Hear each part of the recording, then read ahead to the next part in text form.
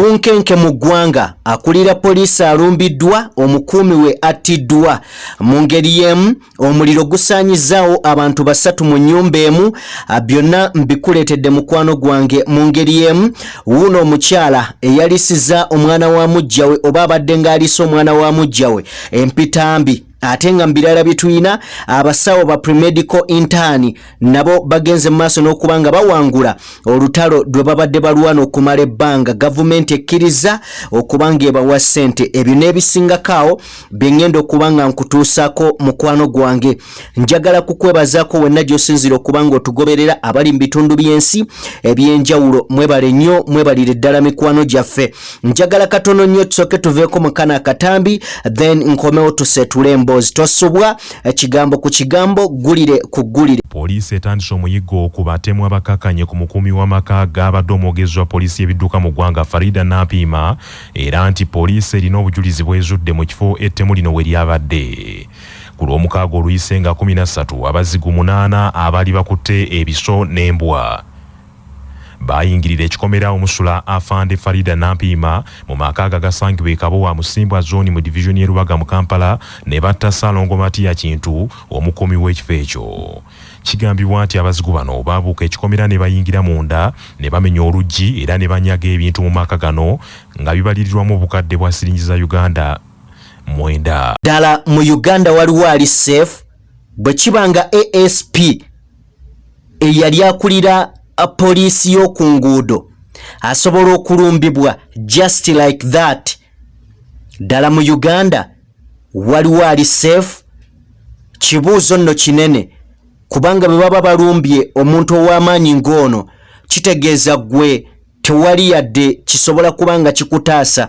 Njagala kukujjukiza nti twabanga ne poliisi ez'oku byalo.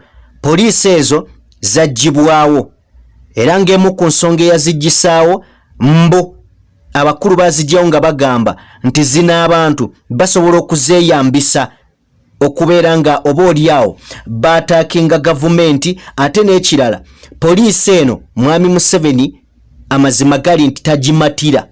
Poliisi nga poliisi kyova olaba oluwaleero osobola okwesanga emirimu gya poliisi magye ge gagikola. Kale nno mwami Museveni takyesiga kibayita poliisi. Nezo police posts ezalinga ku byalo zaggibwawo. Ensonga yaziggisaawo kwe kubeera nga oba oliawo yali tafiiringa comfortable nga gye ziryeyo ku byalo era agamba nti zalinga ezaagala okuba nga zeeyambisibwa okuba nga zimumaamulako. Kyova waliwo n'obubadi obwazannyibwa nti ate munnange emmundu zibuze poliisi yeeri bagikubye kakati nga tebakyazirumba. So abantu abamu abatunulira ebyobufuzi bagamba nti kino kyali kireeteddwa ogamba nti poliisi yeeri bagirumbye bagibbyeko emmundu nti bali mu kakodyo kajjawo bu police posts obwo. Police post bwebwo obw'oku byalo. Then zino police ze zino nga woolaba Katwe CPS n'endala eziringa ezo. So Uganda ani ali safe? Njagala tuveewaawo mbeko awalala wenkutwala. Munna Uganda mpuliriza. Waliwo omukyala nga amannya ge Nabirye asangibwa mu bitundu by'Ejjinja. Omukyala ono akatambi akafulumye omukyala ono ng'aliisa omwana wa mujjawe empitambi kansubire nti mukimanyi bwe bubi. Kakati abakazi simanyi kiki kyemuli kubanga woddira ku mwana wa munno omuliise empitambi ng'olinga gw'ataazaala. Era njagala okkubira omulanga nga sinnaba kuwa Fred Enanga kubanga alina bye yayogedde nga sinnaba mukuwa. Njagala okkubira omulanga bannange ng'ogenda gy'ogenda sooka omanye wawoleko omwanawo nga tonnaba kukola kintu kirala kyonna sooka omanye wawogenda okuleka omwanawo. Dwaki ebintu ebikolebwa ku baana baffe nga tubalese mu mikono egitali gyaffe bibeera bingi nnyo. Abaana babakozesa ebintu bingi kale nno weegendereze nnyo kaabe mukozi ewaka faayo okumanya bw'oba toliiwo abaana abayisa atya. N'ekirala mugenderere naddala abasajja like abakazi abasajja nga mubalekedde abaana balina obuvunaanyizibwa oba woonaatambula n'ogenda naye agenda kunoonya mukazi amuteeke mu baana awo otandika okuwulira akatogo. Kale nno njagala nkwe ku mwogezi wa poliisi Fred Enanga ng'ayogera ku nsonga eno ate nkomewo tusobole okuba nga tubaako bye tweyongera okutegeera bingi. Ekikolwa kino tukivumirira nnyo kubanga kikolwa kyakutulugunya mwana mu ngeri ate ensukkulumu. Kwati kwegamba olabira ddala nti kintu kya butemu si kya buntu tosobola kuliisa muntu kazambi oba empitambi nga yaka tosobola nakukiteesaako. Omukyalo ono ali ku poliisi ejjinja CPS. Wabula omukyalo ono abadde agenda mu maaso n'okuba nga yewakana ebintu bino kyokka ng'ate waliwo akatambi akalaga akabadde kasatulatinga ku social media nga kalaga nti omwana ono nga bamuliisa empitambi oba nga bamuliisa obubi. Akabadde katambula nnyo ku social media kyokka ye alaga nti naabyegaana. Kale njagala tuveeyo eyo.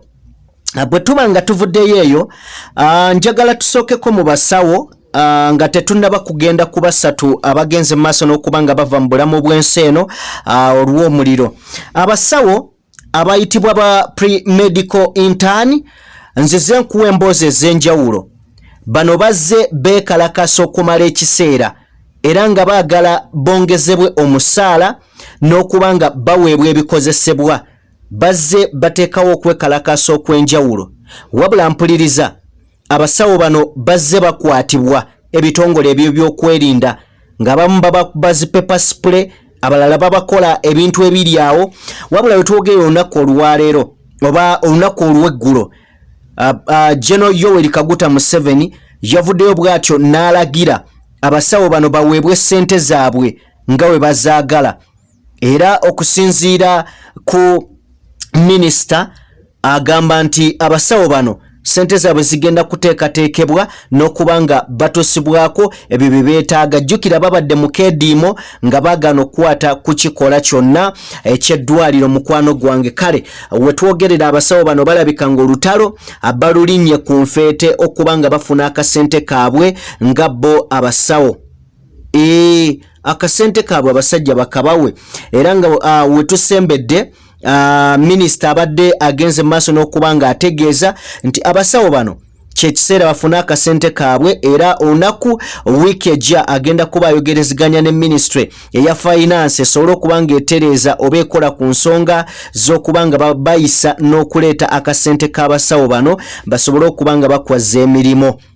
Kale nno muyogeyoge abasawo bannange Uganda kirabika yakumala kuteekawo kibeera. Uganda wooteekalakaasa ebintu biba birala. Amasannyalaze gagenda mulina kusooka kwekalakaasa okudda kuga buli kimu kigenda na kwekalakaasa mu ggwanga Uganda naye ng'abasawo congratulation mulabika ng'olutalo mwalulinnye ku nfeete. Gavumenti ekkiriza okuba nga ebawa akasente kammwe musobole okuba nga mweyagala. Wabula tusaba bwe baba nga babawadde akasente kammwe ate mukole ebyo bye muteekeddwa okuba nga mukola. Musobole okuba nga ate bannayuganda mubatuusaako obuweereza obutuufu. Njagala nawo tuveewo tugende sayidi eno. Maziga Miranga Nabiwoobe sayidi zeeno oluvannyuma lwa maama n'abaana be babiri okubanga bafiiridde mu nnyumba ng'era kigambibwa nti omuliro ogutannaba kubanga gutegeerekeka kwe guvudde gwe gugenze maaso n'okubanga gukwata ennyumba mwe bafiiridde. Ono nga ye Ajati Salima Kabenge ng'atemera myaka egy'obukulu emyaka 5 agenze maaso n'okubanga afa ne muwala wamanyiddwa nga Aisha Nantambi ngono muwala we naye agenze maaso n'okuba nga bambi alusuulamu akaba ate kussa ne muzzukulu we amanyiddwa nga Abudu.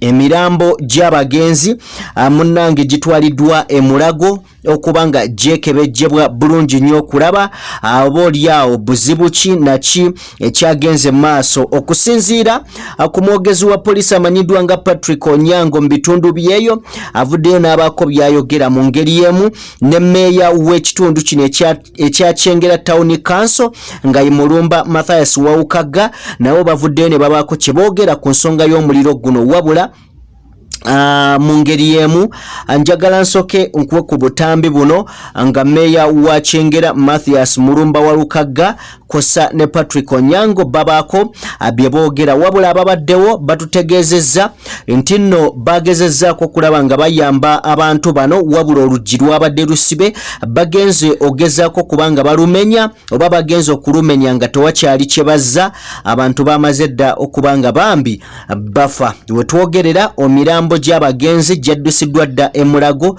okulaba nga bongera okubanga babeekebejja kati soke tufune Patrick Onyango kosa ne Mulumba Mathias Wawukaga owa Kyengera Town Council ku masanyalaze kuba n'ekiro nga mugenda okwebakamba kubiriza mulekenga mumaze okucekinga soketi zonna ekitalina mugaso ozijjeko yo fridge bikimu bijjeko omanye nti nno webase bulungi nnyo n'okumanya baani abawayalinga amasanyalaze muleme kozesa bakamyufu bannaye bebavirako abantu baffe mukozesa amasanyalaze amatuufu ezo waya zibeere insulated bulungi nnyo nga bazisabise naye twagala kukubiriza abantu mulanga bamuzimba mulekeko ekkubo motoka zaffe oba motoka zeyinza okuyitawo okutuuka mu kifo wano basinga waliwo obuzibu motoka eyinza okuyitawo okutuuka mu kifo ewaliwo obuzibu naye si okuzimba ne mulekawo akakubo katono akaboda kayinza okuyitamu nga motoka tesobola kukola ki